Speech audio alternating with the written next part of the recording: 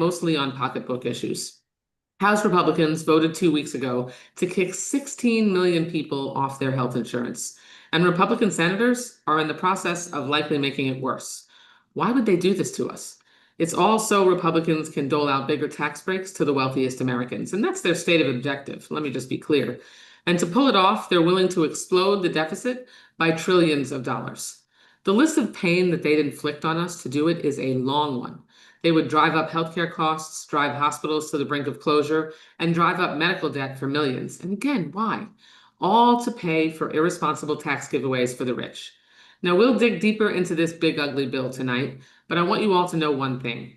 I work nonstop to prevent this reckless Republican destruction from happening. 24/7, I team up with Democrats and legal, labor, and local leaders to limit the harm Trump's incompetent extremists are trying to inflict on our communities. But do not lose sight of these two things. Republicans are causing all this pain and chaos to hand out huge tax breaks to the wealthiest among us. And number two, there is a clear alternative. Democrats have a very different vision. We want to strengthen and preserve Social Security, not shut down its offices, websites, and phone lines.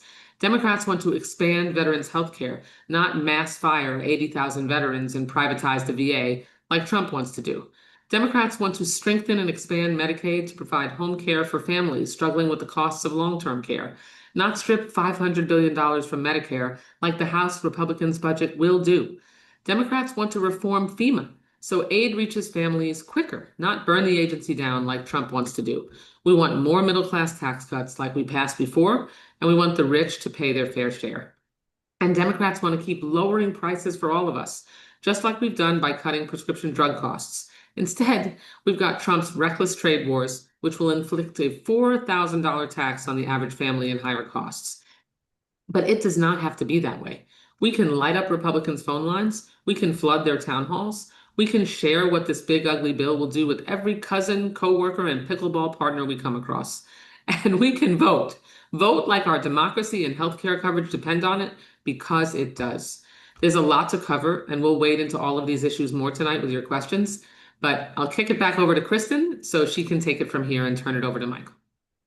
Thank you. Thank you very much, Congresswoman. At this point, we want to go to an ally, an expert who is going to break down exactly what is happening in this big reconciliation bill and where we are in the timeline. So Michael Linden joins us. He is the campaign director of Families Over Billionaires and really leading the fight to break this all down for us. So welcome to the program, Michael. Thank you very much, Kristen, and thank you, Congresswoman, for hosting this incredibly important town hall and speaking directly to your constituents, which is something that many of your Republican colleagues don't seem to want to do these days.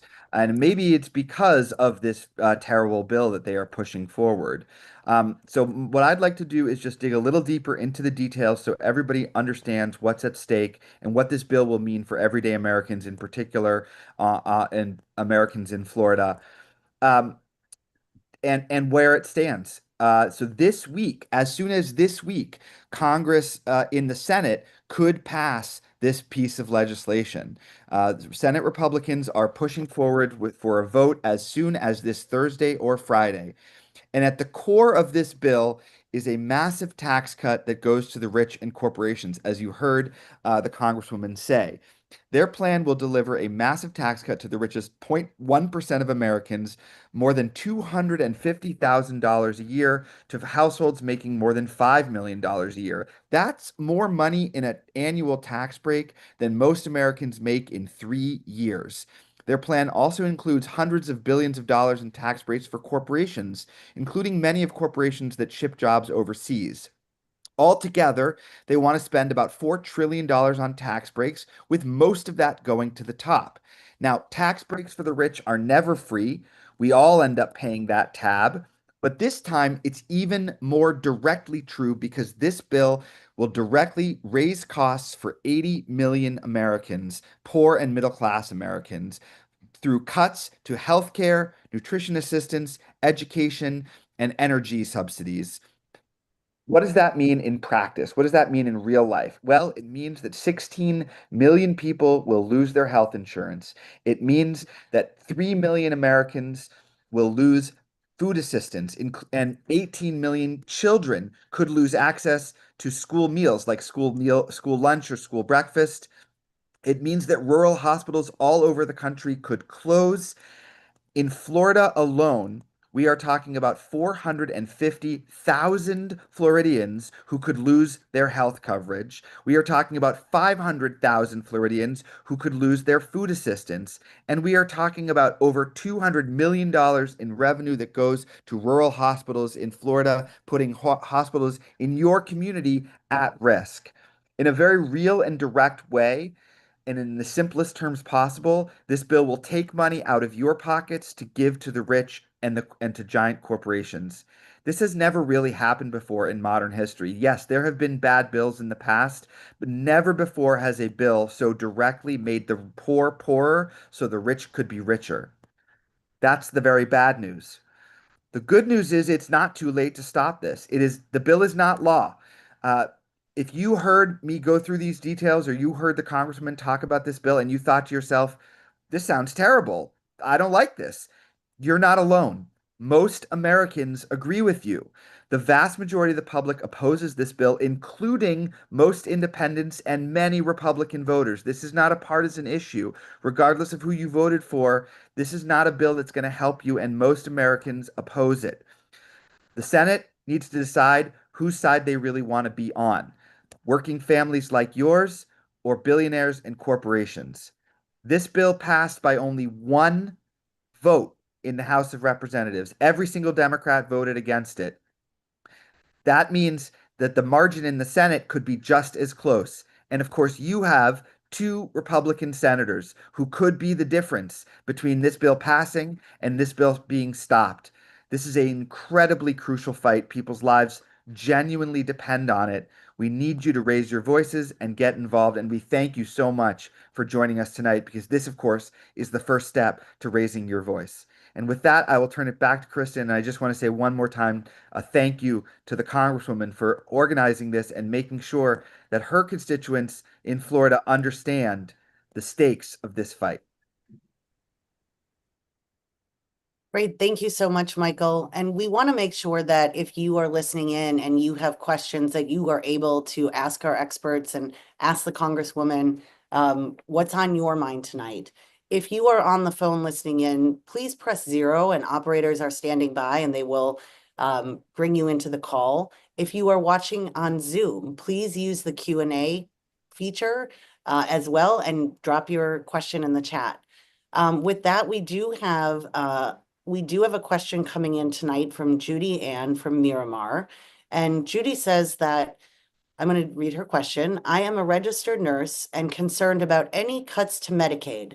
We now know it will result in office and hospital closing, overwhelming doctors, and long wait times to get an appointment.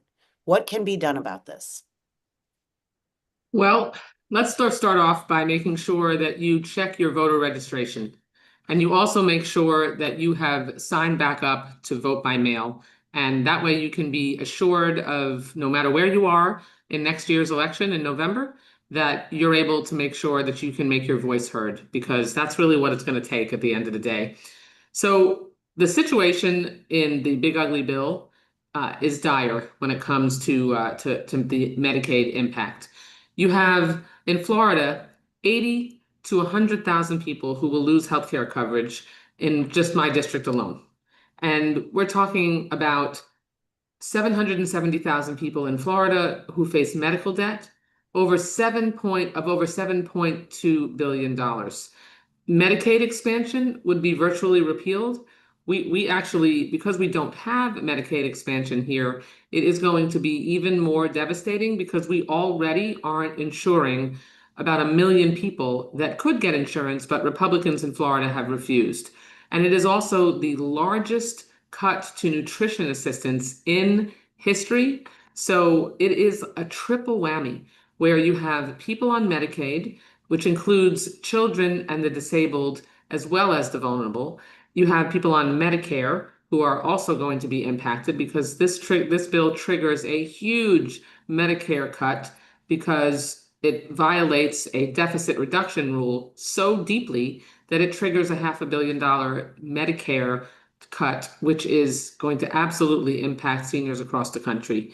And we also, and I just met with many of the CEOs, the heads of our hospitals locally a couple of weeks ago, and the impact on the bottom line for so many of these hospitals is going to affect their ability to continue to make sure that they can care for the vulnerable. And those folks will be coming through the emergency room because they won't qualify for Medicaid anymore.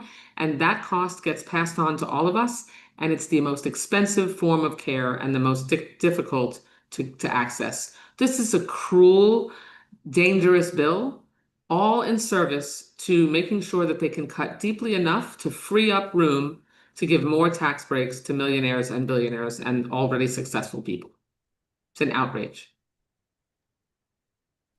Thank you so much. It is an outrage, and we are all here to underscore that this is an outrage.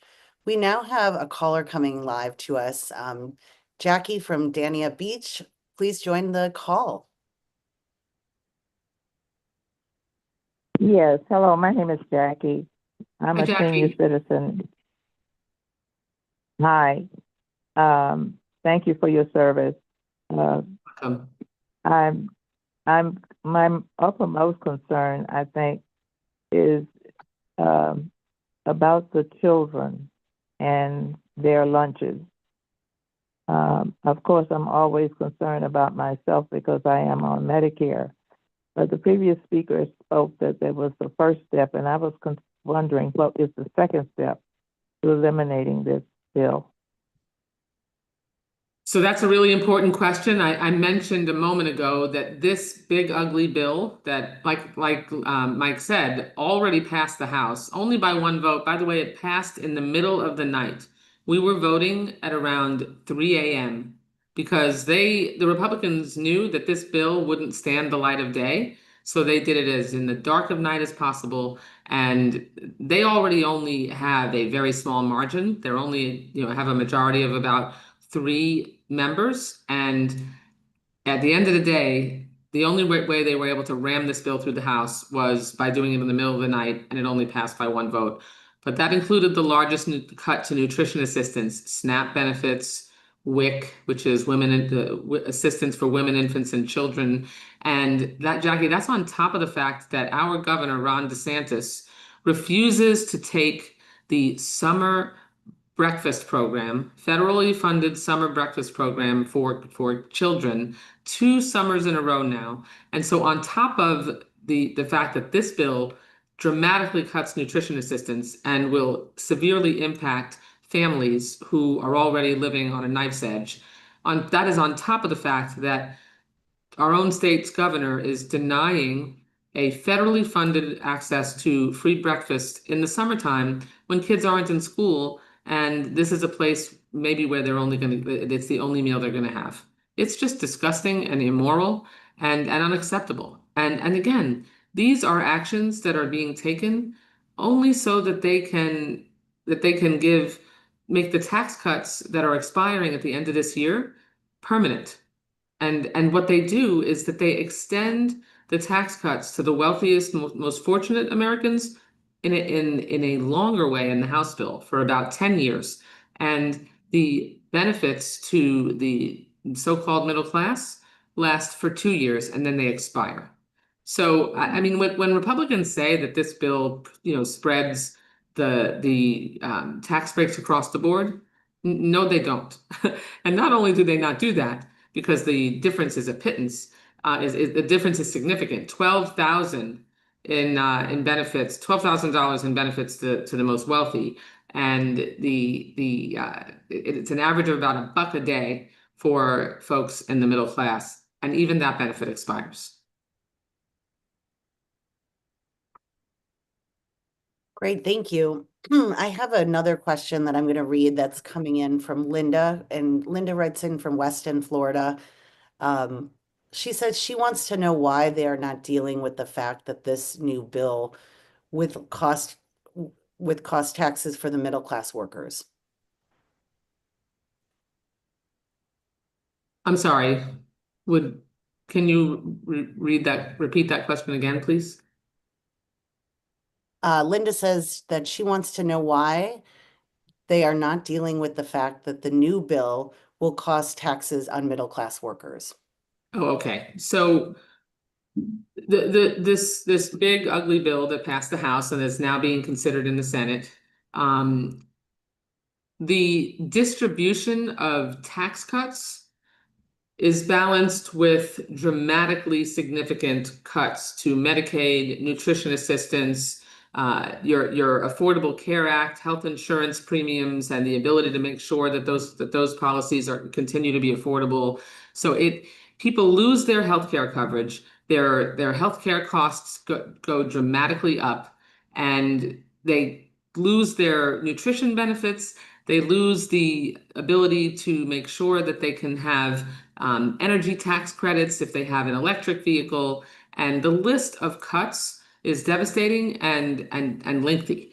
At the same time, the reason that they're doing that is because they want to reenact tax breaks that they passed unpaid for, which blew a massive hole in the deficit. You know, Republicans always talk about how important it is to them, supposedly, to reduce the deficit. Only this bill, like the 2017 tax cuts, blows a huge hole in the deficit, makes things much, much worse. So much so that it actually triggers a cut of $500 billion in Medicare. And what it does is it gives a pittance in benefit to the middle class in terms of tax breaks. And like I said, those tax breaks expire in a couple of years, and the tax breaks for the wealthy, they go on in the House bill for 10 years. The Senate is trying to make things worse and make those tax breaks permanent. But I also want to focus on just generally affordability, because Donald Trump and the Republicans promised throughout the whole campaign last year that they were going to make life more affordable for everybody. Trump promised the American people that he was going to bring gas prices down to under $1.90 a gallon. He was going to lower housing costs. He was going to get eggs And any at other. $50 a dozen. I just shopped in Publix this Sunday like I do every week, and I mean, you have eggs that are like a normal dozen eggs of large eggs are between like $5 and $6 a dozen, which is way more than they used to be. And you have, no passage of the tax on tips, no tax on Social Security, no tax on incomes under 150. Those are all things he promised when he was running last year. And he's passing just this big tax scam to benefit his rich friends. And Michael, I don't know if you have anything to add. No, I think you covered it beautifully. We can go to the next question. Okay. Thank you. I think we're going to go to the phone line. We have Mayor Castillo calling in from Pembroke Pines. So welcome to the call. Hi, Angelo. Hey, Debbie, thank you so much for everything that you're doing and for your dedication, not just to the district, but to the country. You're welcome. Can you help me to understand? My understanding was that this bill was going to cut taxes or eliminate taxes on Social Security tips and overtime, and that it would not increase the deficit. But I'm hearing that Social Security tips and overtime will continue being on the tax schedule, and that this balloons the deficit. Can you address that? Yeah, let me let Michael take that question first. Sure. Thank you for that question, Mayor. I'll take each one of those in turn. First of all, the bill does not remove taxes on Social Security at all. That is just not in the bill at all. So that is a promise completely broken. The second point on tips and overtime, in the Senate bill, there is a reduction in taxes on tips and overtime, but with some pretty big caveats. First of all, it's temporary. And second of all, in both cases, they are limited pretty substantially, both in who can receive that benefit and how much they can receive. Contrast that with the tax cuts for giant corporations and for the very top, which, as the Congresswoman correctly noted, are being made permanent or much longer. It really demonstrates what their priorities are. on the point about the deficit, this bill will add over $3 trillion to the deficit, period, full stop, over the next 10 years. It will add more to the deficit than the original 2017 tax law. It will add more to the deficit than any single bill in the last at least 20 years, 25 years, perhaps. So there's no question about that. There are some Republicans who want to pretend that more than half of this cost is free, but that's just an accounting gimmick. And nobody really believes that. They don't even really believe that, to be honest with you. So, yes, this bill adds enormously to the deficit and debt, and it does not remove taxes on Social Security at all. And there are limited tax breaks for overtime and tips, but only temporarily. Meanwhile, the average tax break for somebody in the richest 0.1% is several $100,000 a year.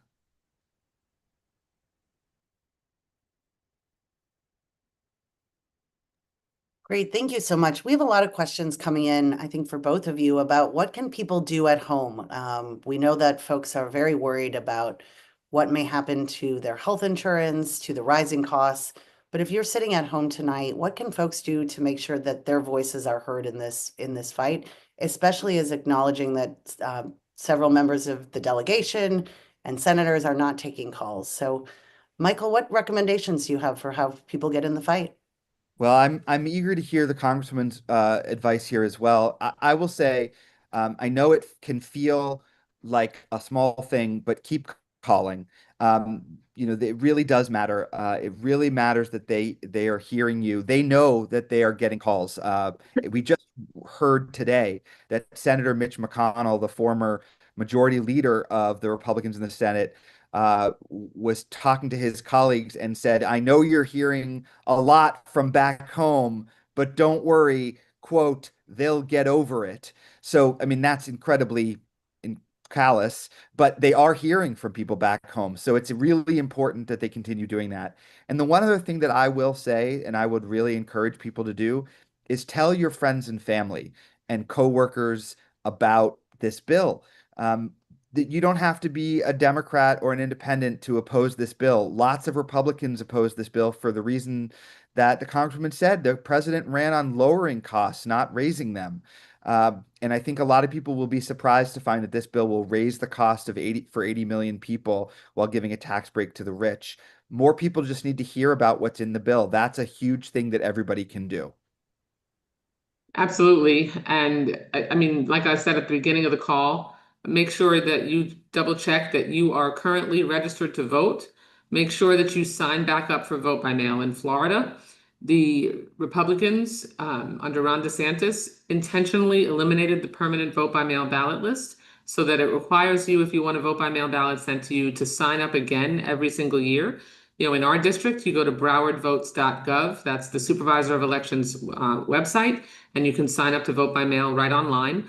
You can also dial 954-357-7055. And no, I don't have that number in front of me. I say it so often that I know it by heart. And you can sign up to vote by mail right over the phone. And you don't have to vote by mail, but it's always good to have the ballot just in case. And you should also make sure, as Mike just said, it's really important to reach out to friends of yours, neighbors, family members who live in other congressional districts, because you have me at hello as your member of Congress, and I'm having this town hall so that we can make sure that you understand just how bad this bill is and its impact. But it would be great for you to reach out to others. Go through your contacts in your phone. In the old days, we used to say Rolodex, but now it's the contacts in your cell phone. Make sure you go through and just take a look at everybody that you might want to text to encourage them to reach out to their own U.S. senators. And by the way, this bill has to come back to the House because the Senate is changing it. The way we pass laws is these bills have to pass in the same form out of both houses before they go to the president. And it's a pretty big fight going on between House and Senate Republicans right now. So the bill that's going to come back to us is not going to look like it's going to be worse probably, and not going to look like the House bill passed. So we're going to have to vote on it again. So there's more time as a result for you to communicate with other House members. Honestly, if I represent you, and most likely I do because you're on this call on the House side, then you're calling Ashley Moody and Rick Scott, our two U.S. senators. I would also encourage you, invite some neighbors over. Invite some neighbors over for coffee. Sit down with them. We can give you materials that give you very basic information. I have a one pager that I can get over to you so that you can make sure your neighbors and your friends know what's in this bill, and you can even send it out in an email as an attachment. So we're happy to help in any way like that. Thanks so much. I know we've talked a lot about Medicaid, but there are a number of folks on the line who are asking about what are the potential impacts to Medicare, and specifically with a huge deficit, will there be any forced mandatory cuts, or what do we anticipate happening in the Medicare space?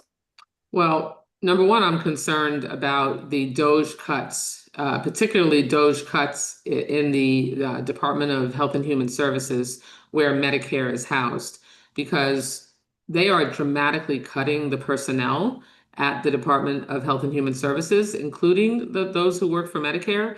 And as a result, the ability to get someone on the phone when you have a question about Medicare, or if you want to go down to an office. I think Medicare operates out of, so Medicare questions also operate out of Social Security offices, and they are, dramatically cutting back hours. They're firing Social Security personnel. It feels like they're trying to break both of these programs from within so that they can, like they have tried to do for many years, justify privatizing them or turning Medicare into a voucher system. The success that the Biden administration had because of the Inflation Reduction Act, which was a law that we passed under President Biden, reduced the cost of prescription drugs in Medicare.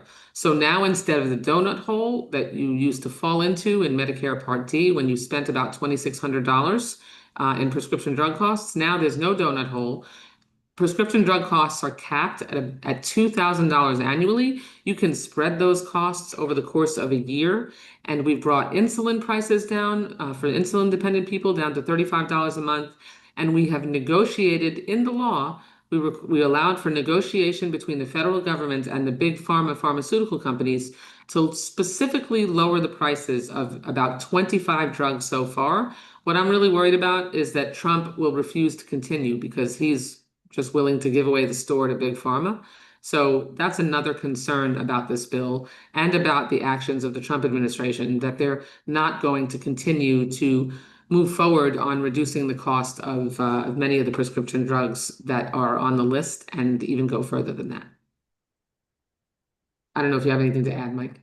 I will just add that, the argument we hear today from Republicans is that there's not enough money to make sure that we protect Medicaid. That's why we have to cut Medicaid. That's why we have to cut food stamps. That's the argument that they make.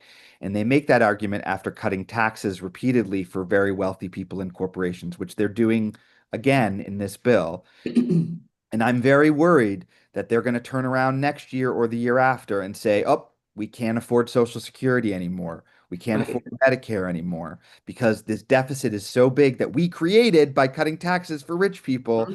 Now we have to cut those things. And, Medicaid is a very popular program. 80% of Americans do not want to cut Medicaid, and yet they're doing it anyway under the guise of this fiscal problem that they themselves have created. So that's another big concern. These tax cuts are not free. They will come back to bite us in many forms. In addition to undermining support for these programs directly through the DOGE cuts, I think they are going to come back next year or the year after and say, now is the time to come after Medicare or Social Security. We have to stop them here. And I want to just add, they can pass more than one quote unquote reconciliation bill. They are not only limited to one. And what they pass these bills to avoid the filibuster, the 60 vote rule threshold in the Senate, not to get too in the weeds. And so Mike's right, they could come back and go even further. And look, they're already allowing DOGE to rummage around in your private personal data inside Social Security, and the Supreme Court for now allowed them to continue to do that. They already, and we tested this in my district office. On the call center call line to get a question answered by someone from Social Security, you wait on the phone for at least 2 to 3 hours. My staffer tested it, and they didn't have anyone answer on the call that they placed for just over 3 hours.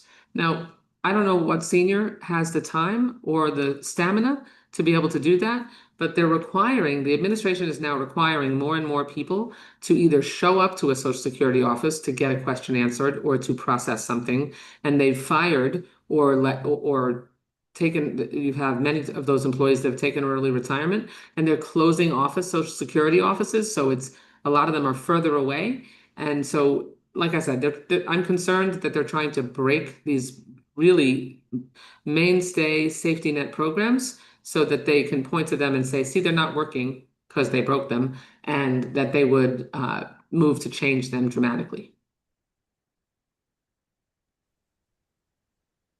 Thank you. We also have Lisa, who joins from our Zoom audience, who has a question also related to Social Security.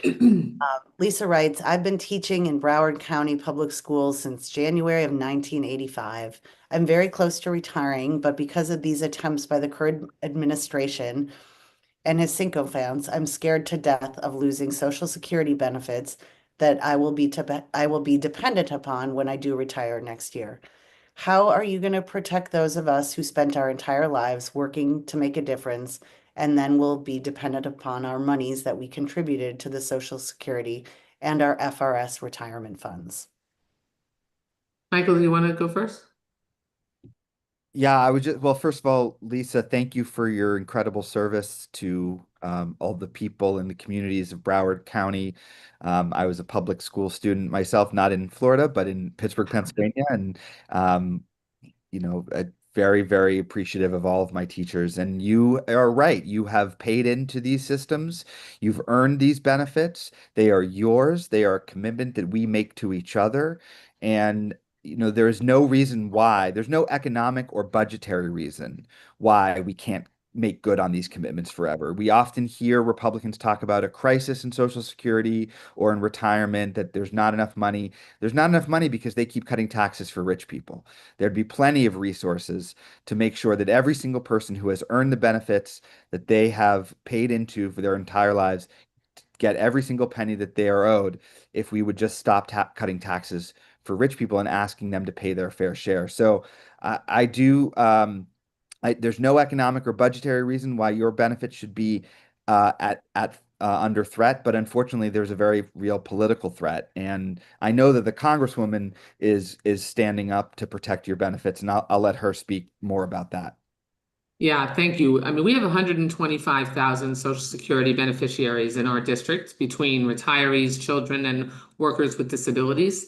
And I mean, what is unconscionable is that Republicans, Elon Musk, Rick Scott, our own U.S. Senator, have done things like call Social Security a Ponzi scheme.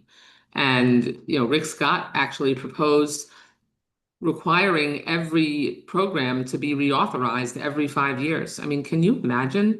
I mean, Congress can't, organize ourselves out of a paper bag, and you're going to have Congress be forced to vote again on reauthorizing a program like Social Security every 5 years. That would jeopardize your benefits for sure.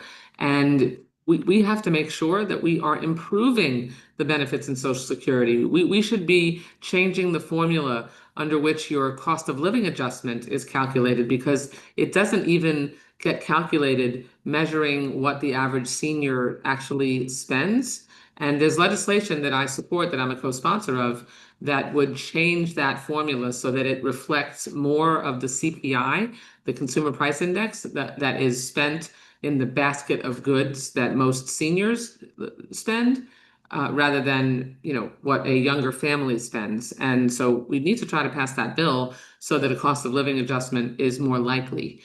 The other thing is that like I said, they're really doing damage to the infrastructure and the personnel system in Social Security, so that it's going to threaten to interrupt benefit access for the first time, because Like I said, they're closing regional offices. And so a lot of folks are going to have to drive further. Ours isn't closing, but potentially drive further than you normally have to do business that now they are acquiring in person. They fired a lot of the call center personnel, so people are waiting on the phone lines longer. The system is so antiquated that a lot of people calls get dropped.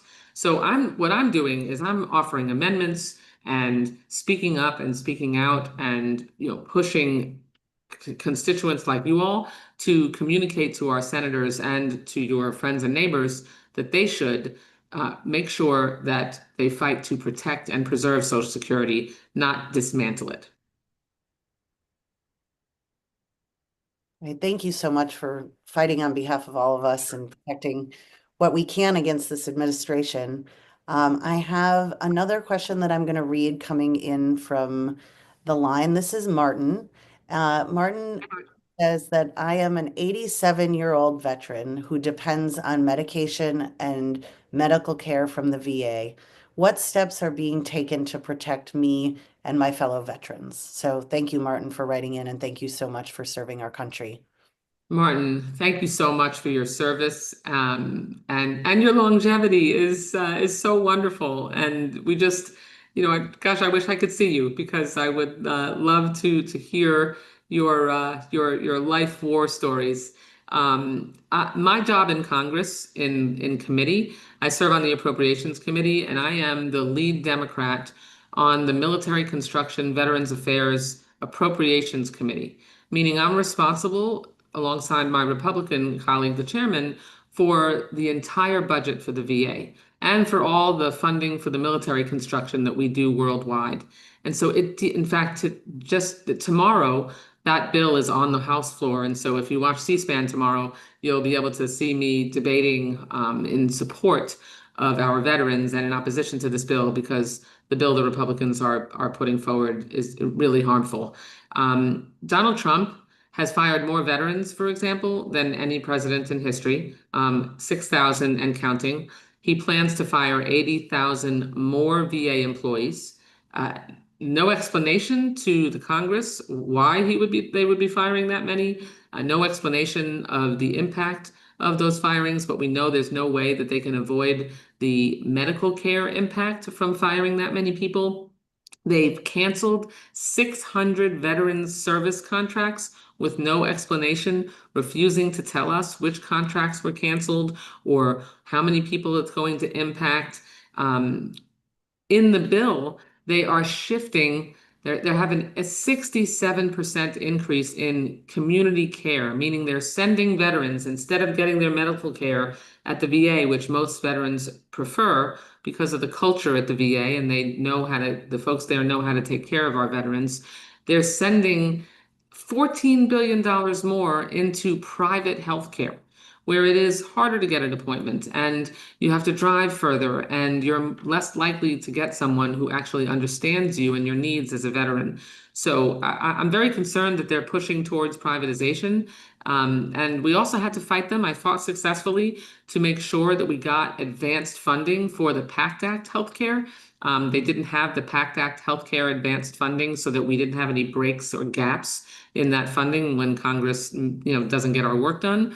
And I was able to successfully get an amendment included for $51.7 billion in that advanced funding. Because if you've been exposed to toxins while you were in the military, the PACT Act requires that the VA take care of you. And I fight for that every single day. But thank you for your service. Thank you. I want to turn, we're going to change subjects a little bit because we have Tina and Eugene who are both wanting to know more about what we can do to win the messaging war and concerned about the disinformation and Republicans' willingness to lie and what can we do better to get our message out and to make sure that the public knows about what's at stake and how do we persuade folks who may not be with us. Michael, I know you have great polling that been talking about. So maybe if it's okay with you, Congresswoman, we'll start with Please. Mike. Okay, thank you. Absolutely. Sure, I'm happy to start. So I have good news and bad news. The good news is this bill is extraordinarily unpopular.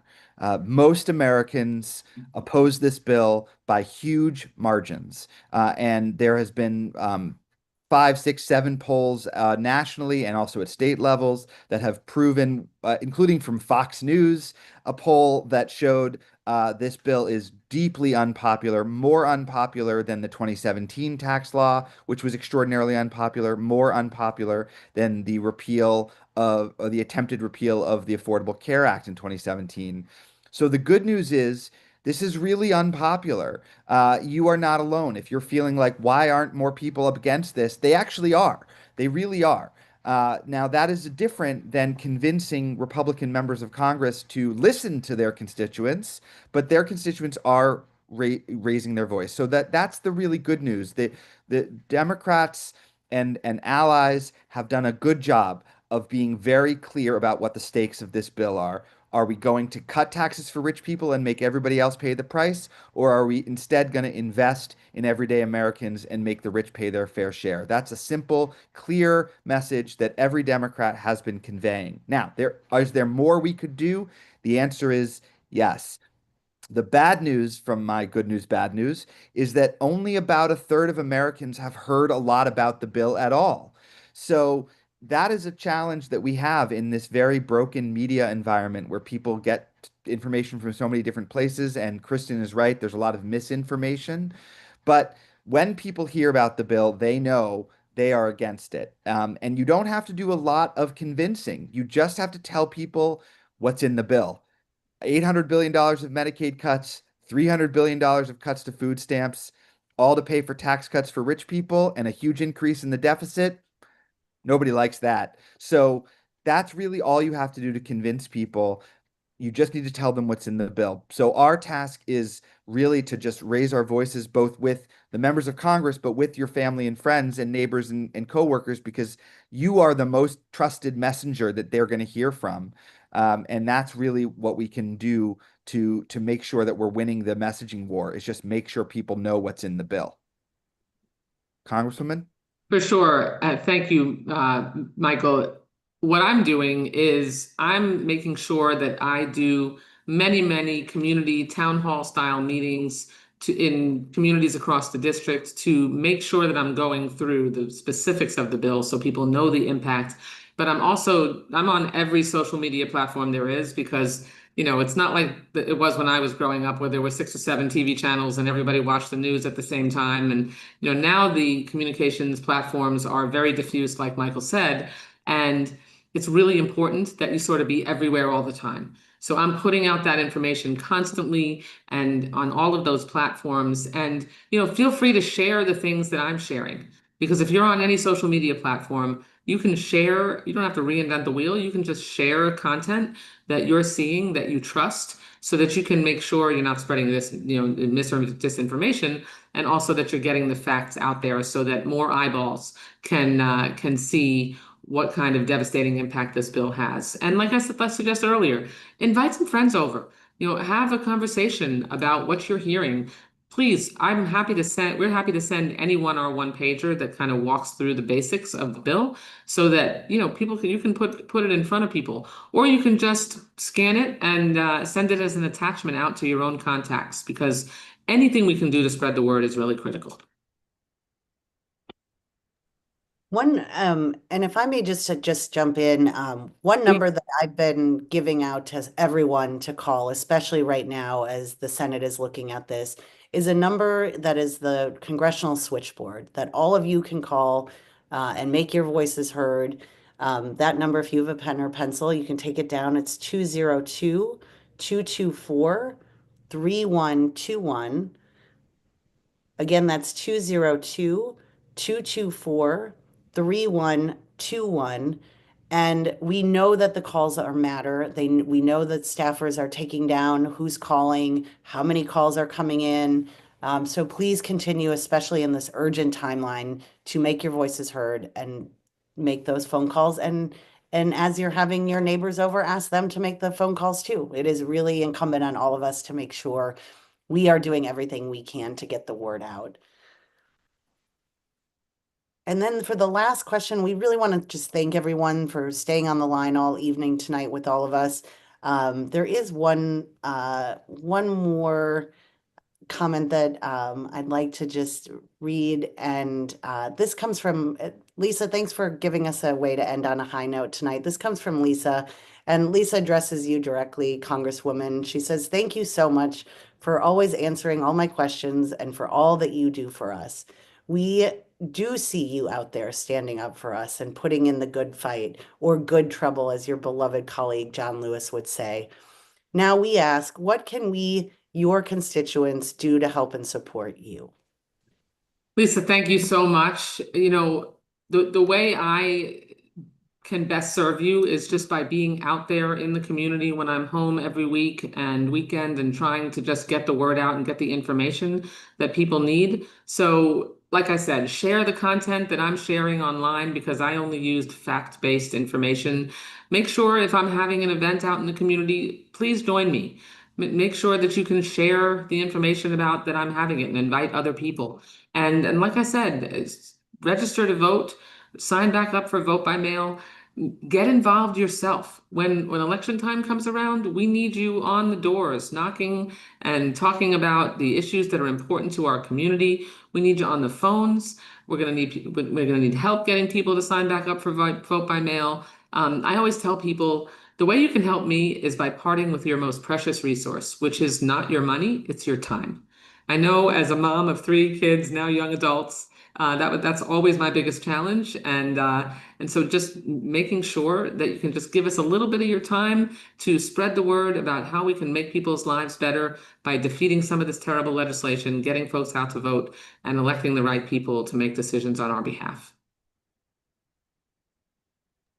Great, thank you so much. And for everyone who has given your time tonight, we thank you so much on behalf of Michael Linden, myself, Families Over Billionaires, Fair Share America, and the Congresswoman's team. Have a wonderful evening and stay in the fight and make your voices heard. Thank you. Thanks, everyone.